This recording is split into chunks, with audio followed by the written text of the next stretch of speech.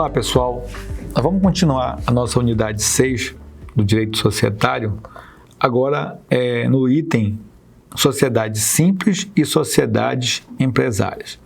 Então, voltando ao artigo que nos trata, retomando esse artigo, o artigo 982 do Código Civil, o que é que nós temos? Salvo as exceções expressas, considera-se empresária sociedade que tem por objeto o exercício próprio da atividade empresária, sujeito a registro, e simples as demais. Independente, é parágrafo único, independentemente do seu objeto, aí ele vai considera-se empresária, então a sociedade por ações, independe do objeto. E simples a cooperativa, tá? O que define, então, uma sociedade como empresária e simples é o seu objeto. Então, se eu tenho a empresarialidade, ou seja, eu exerço atividade econômica organizada com o fim econômico, com o fim de obter lucro, tá? Então, essa é a questão da sociedade empresária.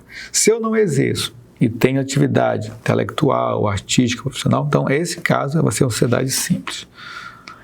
A sociedade simples, ela está regulada no artigo 997 a 1038 do Código Civil. Então, o que é importante estudar em relação a essa sociedade simples? Porque a maior parte das regras, né, das demais sociedades, elas têm como base esses dispositivos do Código Civil. Então, o que é que tem um conceito aqui de sociedade simples? Então, sociedade simples, organização não empresarial, focada nas áreas científica, literária, artística e intelectual. Alguns exemplos são as organizações formadas por médicos, arquitetos, eu falei isso, dentistas, advogados, certo? Então, essas... E onde acontece?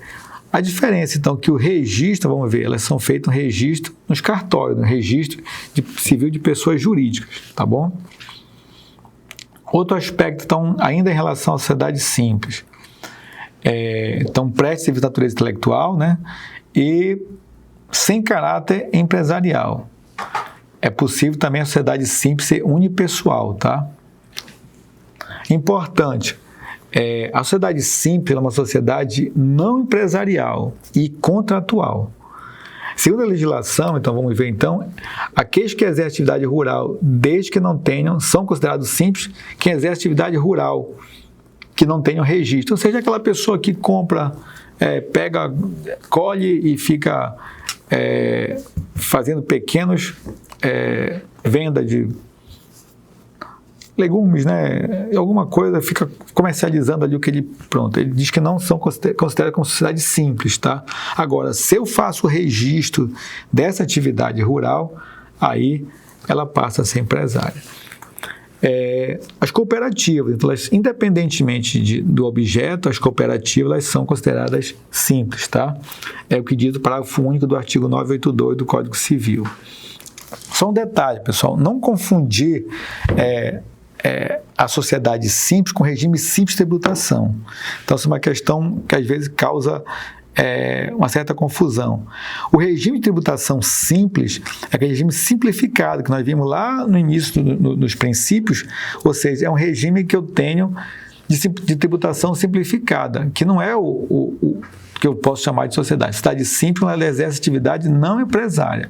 O regime de tributação simplificado, o simples, né, que é o Simples Nacional, é um regime que eu tenho uma forma de tributar, que não é tão simples como se imagina, mas ele tem essa denominação porque ele agrega, ele aglutina alguns tributos num só recolhimento, tá?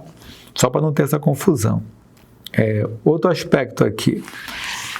O registro, então, ela deve ser feita, uma vez constituída a sociedade, ela tem, então, 30 dias, até 30 dias deve ser feito, então, o quê? O registro desse contrato no cartório, né, que é o registro civil de pessoas jurídicas. Como é que é feito? Então, eu preciso ter esse contrato, então, é feito o registro, e desse registro ele precisa, então, ter um documento básico de entrada. Então, tem a rede que é o REDSIM, né, que é um sistema sincronizado com a Receita Federal, Receita Estadual, JUSEPA, as demais municipal. Então, o que acontece? Você vai, então, pega esse teu contrato, né, registrado, você dá entrada, né, no registro, que é o DBE, que é o documento básico de entrada, e a partir daí você obtém o chamado CNPJ, que é a inscrição, né, de cadastro nacional de pessoa jurídica, na Receita Federal. Tá? E aí também tem que conseguir, a partir daí, os alvarás de funcionamento, licenciamento para funcionar, tá? Vigilância sanitária e demais. Nós temos alguns tipos de sociedade simples, tá? Nós vamos ter, então, a sociedade simples pura e a sociedade simples limitada. Então, a sociedade simples pura é pelos próprios sócios, só que a sociedade simples pura respondem ilimitadamente. Então, a responsabilidade na simples pura, que os próprios sócios eles exercem, se eu fizer dessa forma, responsabilidade ilimitada. E a simples limitada é criada uma pessoa jurídica e ele tem, então, a responsabilidade limitada ao que ele investir na sociedade. Bem, o registro, nós falamos, então, que o registro da sociedade simples é feito no cartório de pessoa jurídica, né? Registro civil de pessoas jurídicas. O modelo da cooperativa, apesar de ela ser considerada simples, a cooperativa, o registro dela é feito na junta comercial, tá? Então, as cooperativas elas são consideradas sociedades simples por força da própria legislação, porém, o seu registro é feito na junta comercial, tá? É o que diz o artigo 18, parágrafo 6º, da Lei 5.764, de 71. Arquivados os documentos da junta comercial e fez respectiva publicação, a cooperativa adquire a personalidade jurídica. Então, isso é importante. Então, o que é o registro que nós vimos lá, então, nas nossas unidades anteriores? O registro vai conferir o quê? A personalidade jurídica a essa sociedade. Ou seja, vamos ver depois alguns tipos de sociedade. Quando não tem esse registro, eu não consigo, então, chamar a sociedade pode ser uma sociedade de fato ou sociedade irregular, e aí a responsabilidade acaba confundindo o patrimônio do sócio ou dos cooperados, pode, né, no caso, se não tiver o registro, confunde com a própria sociedade.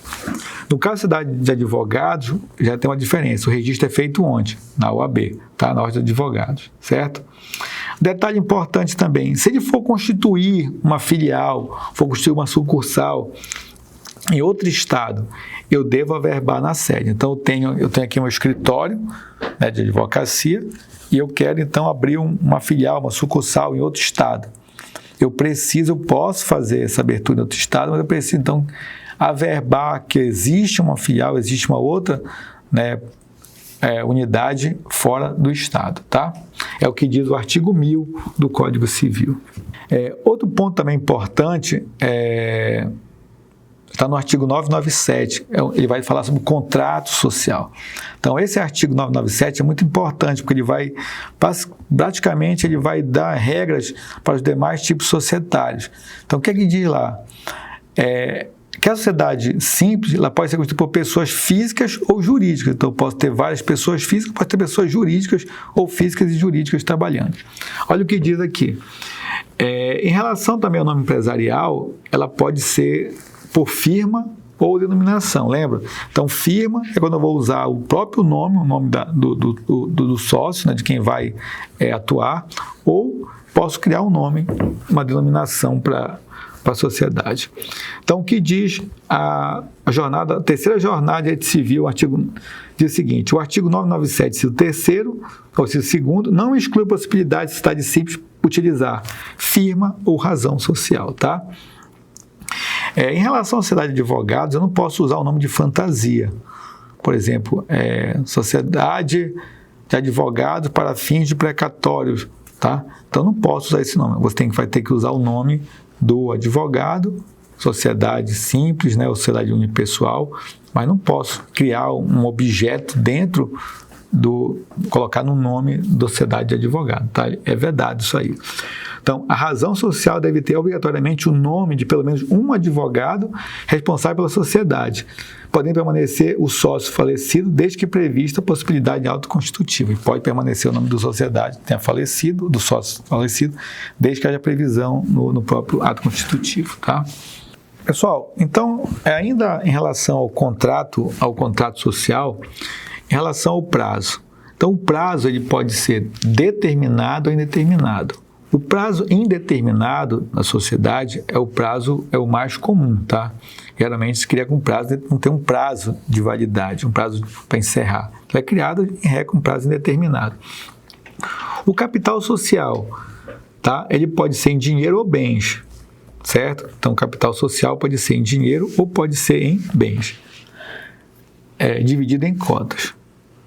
Outra coisa também em relação ao capital, existe a expressão subscrição, tá? E integralização. A subscrição é uma promessa que eu faço, eu me comprometo em entregar para a sociedade determinado valor. A integralização é quanto eu já disponibilizei, quanto eu coloquei à disposição da sociedade, tá?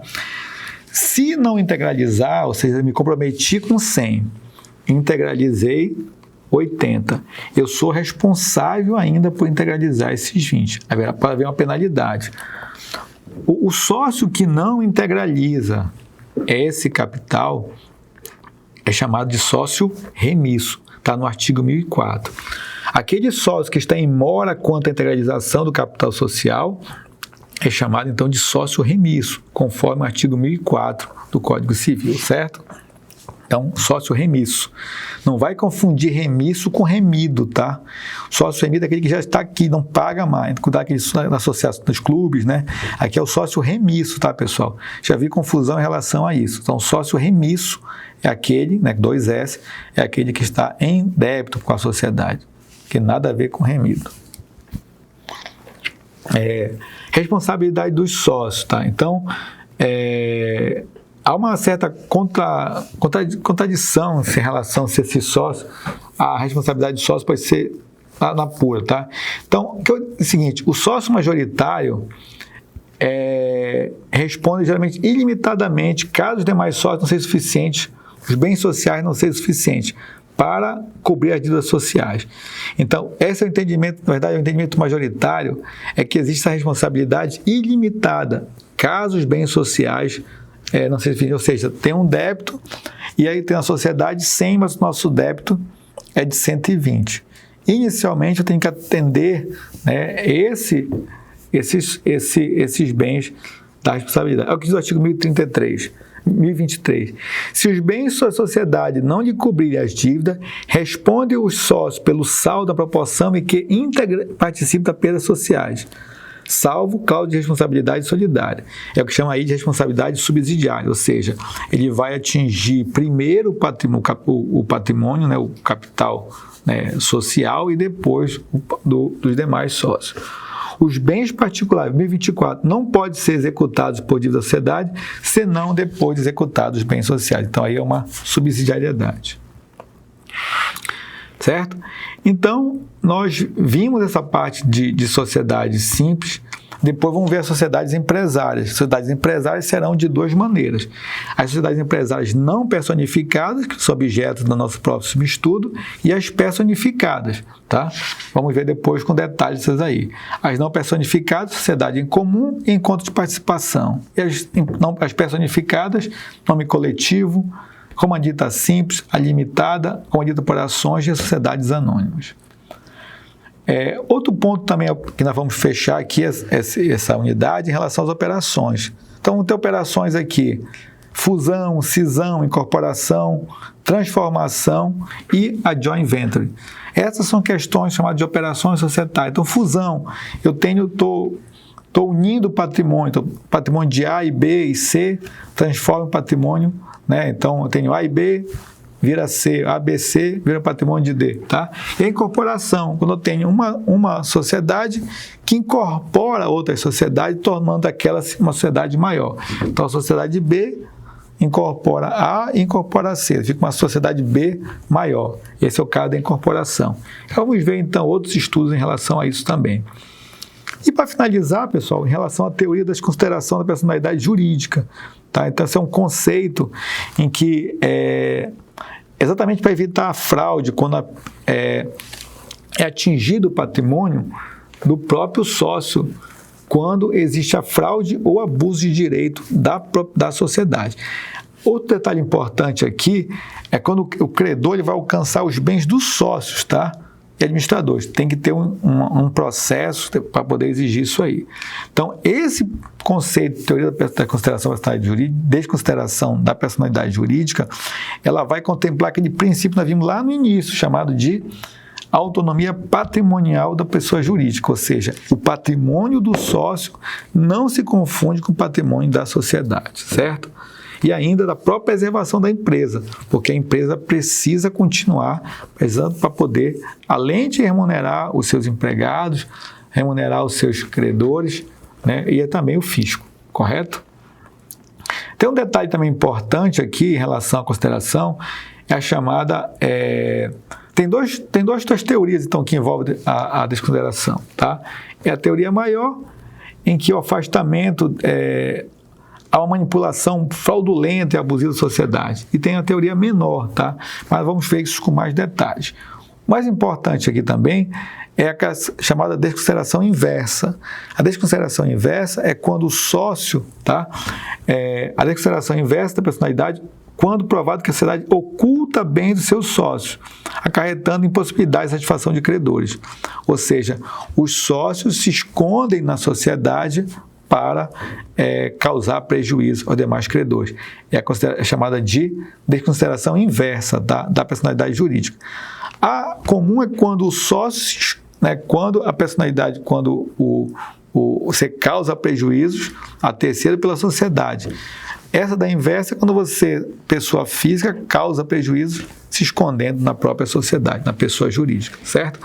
Então, ok, pessoal. Então, com isso, nós encerramos a unidade 6, né, do direito societário, e encontro vocês na próxima aula falando sobre as sociedades empresárias. Até a próxima.